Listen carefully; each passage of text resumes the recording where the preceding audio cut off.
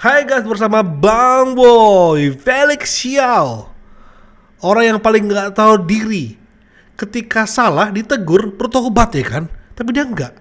Dari sejak waktu banjir melanda Sumatera kemarin sampai sekarang, dia masih terus memproduksi hoax. Kacau ini. Kacau ini. Kacau Ustadz HTI ini. Nah, kita bahas untuk menelanjangi Felix Xiao, bahkan sampai ada mengatakan bodoh dan tolol Felix Xiao. Kita bahas nih dia.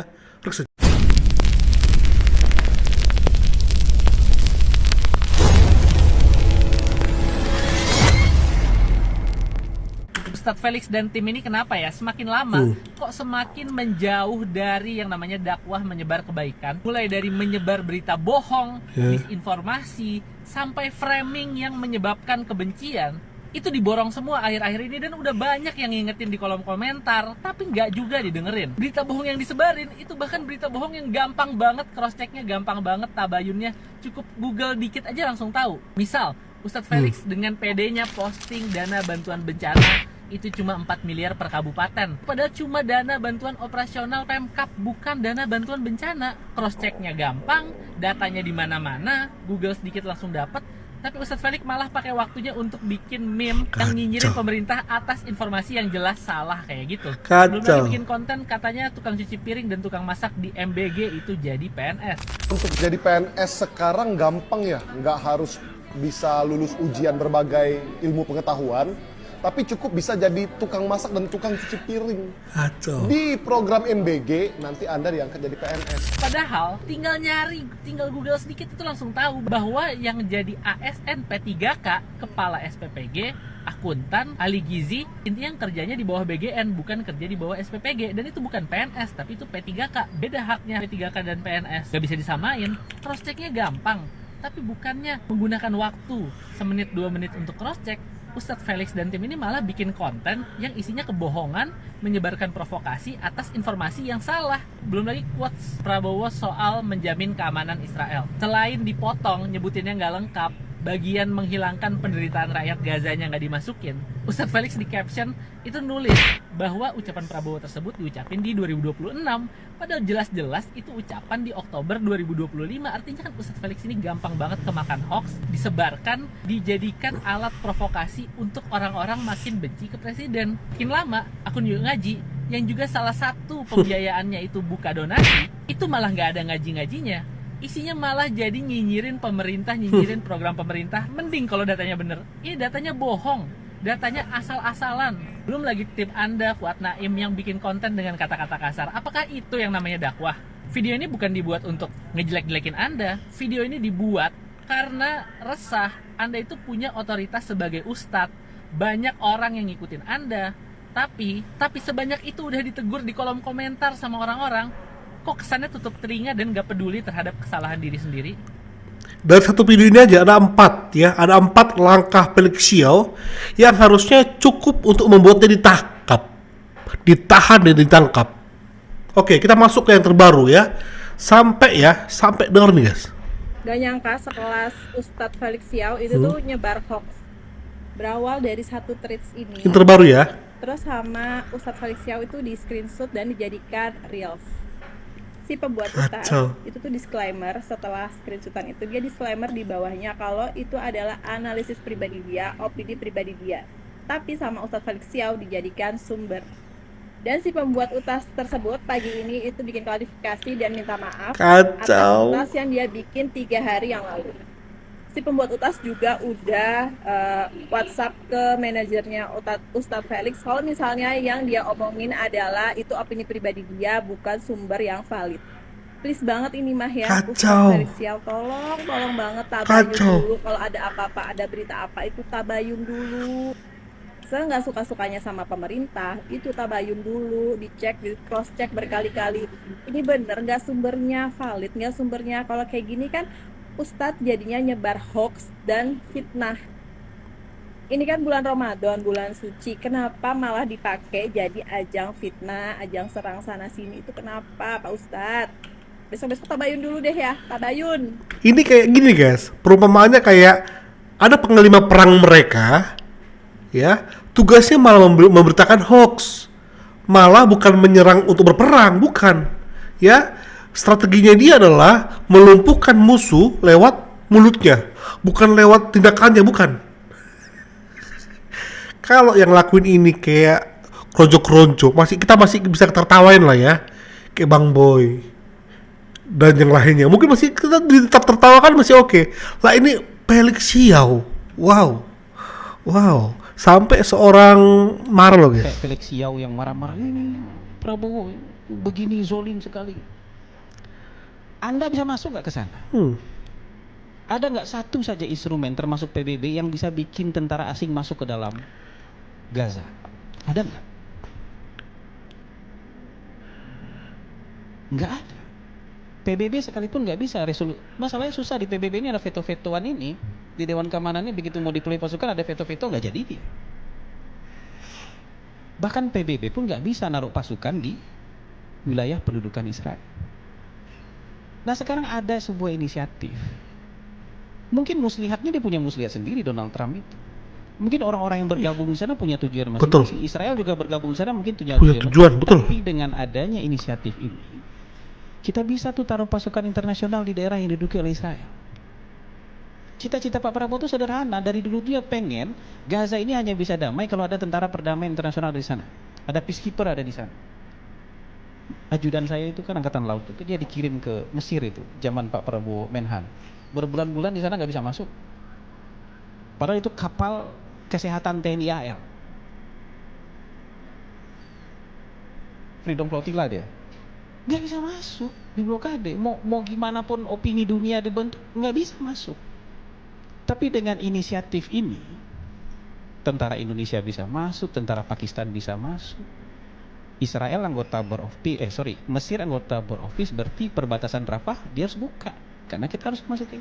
Selama ini Mesir itu jahat sekali, orang lagi dibombardir perbatasan Rafah dia nggak buka, jadi nggak bisa ngungsi itu orang Gaza itu, dia tutup. Karena dia ada hubungan diplomatik, hubungan perdamaian dengan Israel. Jadi inisiatif ini, apapun motivasi orang-orang itu bikin, motivasinya pemerintah kita, tentara perdamaian bisa masuk ke Gaza. Kenapa Bang Boy sebut orang Felix Xiao itu kaum munafik tingkat tinggi? Begini, mereka selalu mengatakan boykot produk-produk asing misalnya gitu kan, produk-produknya Israel dan sebagainya, Amerika dan sebagainya. Tapi khusus handphone, mereka punya anggapan sendiri. Handphone boleh karena dipakai untuk dakwah, misalnya seperti itulah, untuk menyebarkan perbuatan Israel sama Amerika yang jahat-jahat. Mereka kompromi dalam hal itu, ya. Kenapa Pak Prabowo juga nggak bisa kompromi? Tujuannya apa?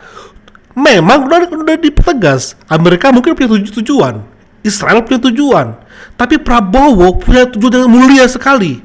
Ingin pasukan perdamaian, penjaga perdamaian masuk ke Palestina. Mereka bisa kompromi dalam hal misalnya handphone dan sebagainya, tapi Prabowo nggak boleh kompromi ya. Walaupun tujuannya baik, nggak boleh ya Prabowo ya. Najis. Udah kayak semua antara halal sama haram udah milik mereka. Antara surga sama neraka, mereka sudah tahu lah. Wah, kalau ini surga ini boleh masuk, ini neraka boleh masuk. Makanya Bang bilang, ini kaum munafik paling tingkat tinggi. Ya, bukan berarti Indonesia di bawah kungkungan Amerika sama Israel, bukan berarti seperti itu. Tapi ada celah. Selama ini kan Indonesia nggak bisa kan, untuk bagaimana mengupayakan pasukan perdamaian masuk merengsek ke daerah Palestina supaya Israel agak segan dia. Kalau dia serang pasukan perdamaian, berarti dia juga menyebut perang sama Indonesia. Kalau Israel Indonesia, Bang Boy agak-agak sedikit yakin Bang Boy, soalnya kan Indonesia 13 kalau nggak salah ya, militer terbaik, Israel nomor 15. Tapi itu nggak dianggap sebagai suatu pembelaan kepada Palestina bagi kaum munafik ini. Ya, nggak dianggap. Tapi mereka nggak punya solusi. Kan, bajingan memang. Mereka nggak punya solusi untuk bagaimana menghentikan konflik di Palestina. Tapi mereka kayak mengatakan, Prabowo, haram hukumnya gabung BOP. Sampai Bang Boy belum pernah menyaksikan dia agak keras loh. Tapi dia sampai kali ini keras. Sama namanya, aduh Bang Boy lupa tiba-tiba ya. Padahal Bang Boy suka banget sama dia. Hasan Nasbi. Nah ini ya, kebodohan Felixio kembali kita telanjangi guys. Ternyata dugaan gue benar, Felix Xiao Nggak pintar, cerdas. tapi bodoh. Bodoh Baru-baru bahkan. ini ramai banget soal buzzer yang di briefing kata si Felix di akunnya. Terus didukung pula oleh geng circle-nya seperti screenshot ini. Lantas kenapa gue bilang dia nggak secerdas itu dan ternyata bodoh? Mari kita bahas. Pertama, Felix ini mengamini konten threads yang nggak jelas, nggak tahu asal-usulnya, hanya opini dari orang yang random yang memang dibangun oleh penulisnya. Tanpa data, tanpa fakta, tanpa realita. Palsu dong. Kedua, yang komen juga lucu-lucu. Bilang orang nggak kritis, nggak bisa mikir. Bahkan mereka sendiri nggak mikir betapa sesatnya informasi yang disebarkan oleh si Felix. Ketiga nih, Felix nggak berusaha untuk tabayun. Padahal dia ini ustadz. Dan tabayun itu landasan penting beragama. Allah berfirman, ya ayyuhalladzina amanu, wahai orang-orang yang beriman. Beriman kan lu? In ja'akum fasikun binaba'in fatabayyanu. Jika seorang fasik datang padamu membawa suatu berita, suatu informasi, maka cari tahu kebenarannya. Atau tabayun bahasa agamanya. Nggak tahu? Ya nggak mungkin dong, masa ustadz nggak tahu. Ada lanjutannya. Antusibu kauman bijahalatin. Agar kamu nggak mencelakakan suatu kaum karena kebodohanmu. Ingat, kebodohanmu yang ngomong Allah, bukan saya. Terus Allah juga lanjut, fatus bihu ala ma fa'altum nadimin. Yang akhirnya kamu menyesali perbuatanmu. Ya walaupun kita tahu sendirilah nggak bakal dia menyesal. Oh, gue lupa. Pantas dia nyebar narasi kayak gini. Soalnya satu circle sama Raymond Chin. Waduh. Dulu bahkan sebelum gua mulai ngonten di waktu Indonesia gelap, si Raymond itu pernah bilang kalau dia tahu semua orang yang bayar buzzer, dia tahu orang-orang yang dibayar jadi buzzer. Tapi sampai hari ini, detik ini, jam ini, menit ini, mereka sama sekali nggak pernah melakukan klarifikasi dan terus terkurung dalam kemunafikannya. Yang kayak gini masih disebut ustadz, nauzubillah. Gimana menurut kalian? Jangan lupa follow. Tapi kaum-kaumnya akan tetap masih menyembah Felix Xiao. Udah pasti. Ini kan sama kayak kasus Roy Suryo. Sudah Roy Suryo tersangka, sudah Roy Suryo gak punya lagi senjata, mereka masih menyembah-nyembah kelakuan Roy Suryo, Tifa Rismon. Udah pasti. Karena mereka 11-12. Buat 11-12 deh. 12-12 lah, mirip lah ya. Sendiri deh tentang Board of Peace. Benix Dan sekarang. itu menurutku adalah jelas-jelas sebuah penjajahan gaya baru, kesewenang-wenangan, kezoliman yang tanpa nyata. Orang-orang ada yang petantang-petenteng dan merasa bahwa dia adalah pemilik dunianya, admin dunianya lah, kira-kira gitu. Lalu influencer cap kaki 5 juga sama ya, bilang Indonesia melakukan kesalahan, Indonesia pengkhianat, bego lu semua. Nah, Indonesia sendiri gabung nih dalam Board of Peace atau lembaga perdamaian ini. Jadi unik, kenapa? Karena banyak negara Eropa yang gak join, tapi negara Indonesia kok malah join. Dan gue udah pasti berita ini pasti digoreng sama media-media brengsek, seolah-olah Indonesia melakukan kesalahan fatal dengan join di Board of Peace. Padahal kalau dilihat ada negara lain juga yang join, contohnya Turki, Mesir, Jordan, Indonesia, Pakistan, Qatar, Saudi Arabia, dan Uni Arab Emirat. Nah, dari situ lu bisa lihat ya mayoritas yang join negara-negara Timur Tengah lah, negara-negara Muslim. Terus Indonesia, kenapa banyak media-media Indonesia yang menggoreng-goreng isu ini? Bahkan banyak influencer cap kaki 5 juga sama ya, bilang Indonesia melakukan kesalahan, Indonesia pengkhianat, bego lu semua. Menurut Benix gimana? Menurut gua bagus. Kenapa? Strategik. Karena gua yakin banget ketika Donald Trump mengeluarkan pernyataan mau membuat lembaga yang menyaingi PBB, apa yang terjadi? Gua yakin orang-orang yang tidak join lembaga itu pasti akan diserang Donald Trump. Indonesia gimana? Indonesia kan join. Terus nasib yang gak join, seperti Prancis misalkan, Macron ngelawan tuh di panggung, apa yang terjadi? Trump langsung balas dendam guys. Sesuai perkiraan gua, apa yang terjadi? Donald Trump langsung mengancam bakal ngasih pajak 200% buat barang-barang made in Prancis. Gila gak lu? Langsung naik 2 kali lipat. Gua yakin makin banyak pengusaha-pengusaha wine, champagne di Prancis yang bangkrut. Artinya apa? Banyak petani juga yang pasti bangkrut. Artinya Kita udah lakukan hal yang cerdik, belum lakukan hal yang cerdik. Apalagi lu tau nggak, Indonesia itu udah surplus dagang dengan Amerika Serikat, nilainya ratusan triliun. So we're going to make a lot more money lah guys. Kita betul-betul diuntungkan karena Eropa ini sekarang lagi berperang dengan Amerika Serikat. Menurut gua disinilah peran kita mengambil kebijaksanaan politik bebas aktif itu yang bisa menguntungkan kita ambil. Harus, negara harus strategik. Jadi menurut gua ini keputusan yang strategik. Kenapa? Karena negara-negara yang gak ikut join siap-siap bakal dilindas oleh Donald Trump. Nah ini, Tapi itu kan dampak, ya, apa yang diucapkan oleh Barings itu dampak lainnya, ya, keuntungan lainnya bergabung BOP. Ya, itu untuk Indonesia. Tapi pun kalau kalian mempermasalahkan mengenai kemanusiaan, itu tadi jawabannya. Ya, sudah dijelaskan dari Hasan Nasbi, ya. Kalian nggak mungkin mengatasnamakan kemanusiaan di atas berita hoax. Omong kosong itu, guys. Omong kosong, nggak mungkin itu.